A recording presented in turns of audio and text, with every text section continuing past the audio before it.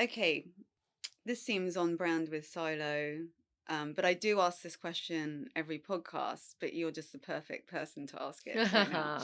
Go. You're packing your nuclear bunker. It has Wi-Fi. What are you going to take with you to watch? Oh, no, this is great. It's a great question. Um, so it needs to be long enough to be able to watch it again. And also So never I'm get not sick of bored. it. Yeah. So it has to be something like Breaking Bad because I didn't love it. I loved it. 6 seasons. Friends, I've watched enough, but there are 10 seasons of that. It needs to make me happy. Schitt's Mm. Creek is fantastic, not long enough. I think we only have, how many seasons? Oh, it's 4 seasons. Yeah. But it needs to be a box set of Mm. something. I'd probably do Breaking Bad. Succession is fantastic. No, Breaking Bad has enough drugs, hardcore, it moves. Yeah. What about you? Which one did you say? Well, I picked The Sopranos. Never saw Sopranos. I would bring The Sopranos. It's new. Sacrilege. My God. Well, there you go. God, I would love to be watching it for the first Yeah. time. I love that feeling. I'm jealous that you haven't seen it.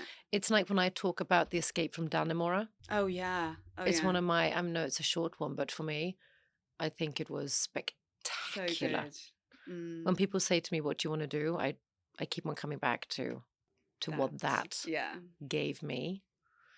Okay, how many seasons is Soprano? Does anyone remember? Is it 6 Let's or go 7? with 6. I can't remember off the top of my head. I'll bring Sopranos. The issue is if I don't like it, I'm, I feel like you will. Will I? I don't want to speak for you, but I think it would be really weird if you didn't. Okay. Let me put it like that. Also, I wouldn't have anything else to watch, so... You roll with it. Yeah, I'll roll with it. Okay. Sopranos is my answer. All right. Okay. Oh, I like it. Okay. What is the time a character really got in your head and went home with you? I think it's Juliet. I think it's Juliet from Silo. And I think it is because it is the most that I've done physically with a body, with a character. The way I walk, the mannerisms, the way I talk. The American, sure, but it's sort of the way that I decided that she holds herself because we're in this claustrophobic environment. The fact that there's no sky, you don't speak for sound to carry. You speak for it to bounce back. That's so interesting. Yeah. I mean, I know the sets were really big, significant. amazing. It wasn't, some VFX scenario. But there is. And to be honest, I'm one of these people who, we have the most incredible VFX team. And the fact that I wouldn't highlight them, yeah, I mean, of course, that's a huge deal. But we have a collaboration. Stuff happening. We have physical stuff, and the physical stuff is huge. The sets are phenomenal. The details in the sets, the tiny little things that makes every character a person. The amount of stuff that I have stolen, it is unbelievable. Okay, please, just tell me one thing you stole. Absolutely. I have about 5 dolls made out of socks, black and white socks that they have made. Yeah. But I steal and I go to them and I go, I might have stolen something that's in my bag. And as a producer of the show, I can't lie, but it's in my bag in Mrs. CH over there. If you wish to take it back, I'm giving you a minute. Otherwise, it's gone. I've taken, they don't know. I love this honesty where you're like, there it is. It's right there. Yeah. I can't take things. People have made another thing I can show you later. Do you have kids? No, I don't. Okay. You might enjoy doing it. Brushes. Like paint brushes on the walls. So if you chop them off, you use a lot of paint so that the hairs dry straight up. Then you chop them off and dry it. So it looks like they have got like a Mohican or something, orange. Then you clay on top of you do a face. And then they had like emotions written down. So it had like the sadness brush, the curious brush. So they made little brush people. That's amazing. No, these sets are I've never seen a set like it. I have so many pictures. I'll show you. It's phenomenal. I shouldn't. Wow. It's season 2. I shouldn't talk about it. But the visual effects, there was a thing created that I actually should share on my Instagram as well. where they show the stairs and how Daniel and Paul, this team, have created this world for us.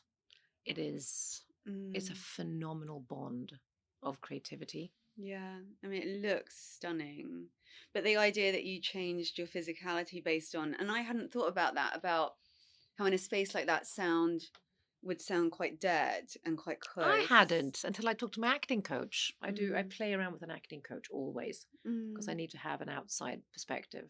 Like I'll sit with him and I'll go, let's move on. This scene is boring. It says that I enter the room, blah, blah, blah. And he goes, let's go back. What are you doing? And I was like, I'm going in. And he goes, are you going in to stay or are you going in to leave?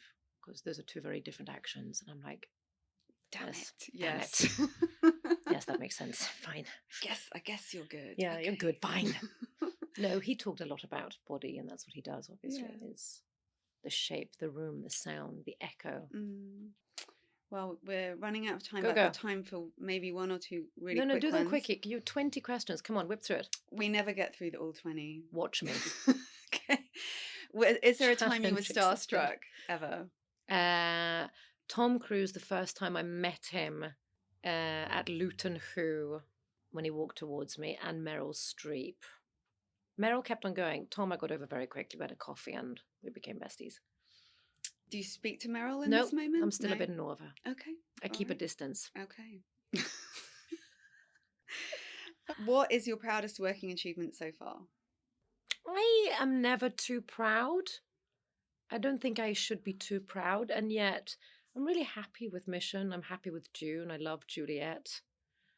I love the character in Dr. Sleep. Like there are bits in everyone. I always think I can have done more. I'm never 100% satisfied. But overall, there are some films I don't talk much about and others I do talk about. I mean, No, don't talk. We don't have time. I wanted to really quickly tell you how gutted I was when Ilsa died and how I read somewhere that she appears posthumously, continuously in the story, and that made me dream that there will be a flashback scenario. Really? Where did you read that? I haven't heard that. Some fan fiction. You know these people that are on, if you that was a good facial. Yeah. Well, my one eyebrow? Yeah. It's pretty good. I can only do the one eyebrow raise if really pushed. Sure. All right, I guess my dreams are dashed in that department for now. Okay, what job would you be doing if this hadn't worked out? Ooh, I like photography. I love photography. Lindsay O'Dara is a war photographer who is phenomenal. And I got close to her for a bit and we sort of communicated. And but she's on the front line and she takes the most extraordinary, exquisite, phenomenal. She tells the stories that are important, right? And I always thought, could I do it? And I thought, I don't have the strength, but I think it's built up in time. But I always thought, could I be a war photographer? And I realized quite quickly that no, I couldn't be on the line. But I kind of like the traveling, documenting, storytelling. I don't know what that narrative would be, but something like that. Maybe there's a documentary in you. I'd love to. I would love to make a documentary. Yeah. I need to find the topic. It can't be forced. Yeah, I'm sure it'll come to you. Or I'd be a raging heroin addict somewhere. Or that, yeah. It's never the choice, though, is it? I mean... What would you be? Drug addict next. Yes, great. Okay, dream dinner companion, living or dead? I always think that we should say something really smart. I mean, there's people like Dalai Lama, Hitler, and then I think I'm not sure I could do all of that. Like, I don't want to bring them back. I don't know what I would ask. What were you thinking? Like, I don't know what are my questions going to be? I don't know. You know, tell me your life story, Mr. H. Yeah. Some poet. I don't feel like I'm smart enough to hold an astute conversation. If you need to have that. Do you have one? You know, I really don't. I should think about this. You should. I should, because I should be willing to answer the questions that I ask other people. You're right. I like it when people just say, you know, oh, my best mate or something, because it doesn't have to be, yeah. I wish that Einstein or someone would have asked me to go to dinner with him. That I'm going to change it. Because you were Well, invited. because then I'll go like, you know what, Einstein, or Albie, or whatever you want to be. I'll call me Rex. I'll call you Albie. I'll be like, yeah, I'm free Monday night, but that's what I have for you. And then he'll run it. So I'd like someone super intelligent to want to have dinner with me. And then they can just lead the whole thing. It says a lot, doesn't it? I like it. I think so. Okay, last one. God, let it be good. Your all-time dream role. Really? That one? You want a different one? Yeah, let's see what the other one. Okay. What's something you think about a lot lately? That's more interesting. I think a lot about why I find it so hard to activate the things that make me feel good. That's something I sit a lot on. And I think, like, for example, I'm here shooting a movie. I'm here doing 8 days on a set. It's a really exciting film. It's me and Chris Pratt. It's AI. It's topical. It challenges thought, etc. What's your role? I'm playing an AI character called Maddox, a judge. But the point to the answer is, in my head, even at where I am at my age of 21, I still haven't learned that we don't really get time off when we act, because we promote and we do interviews, and I stopped silo. I'm not enjoying this, but there is no time off, a consecutive amount of time off. And I constantly feel, we say that the older we get, the more time is running, and I really do feel that in my life. And I feel good doing yoga, and I feel good drinking green stuff, and I'm a little bit of an addict. I find it easy to go into smoking or doing other things, and it doesn't make me happy. But the balance of life, if I'm not paid to be in shape, I find it really hard to do the things I need to say no to jobs, to say stop, to do what I need. I find that really tricky.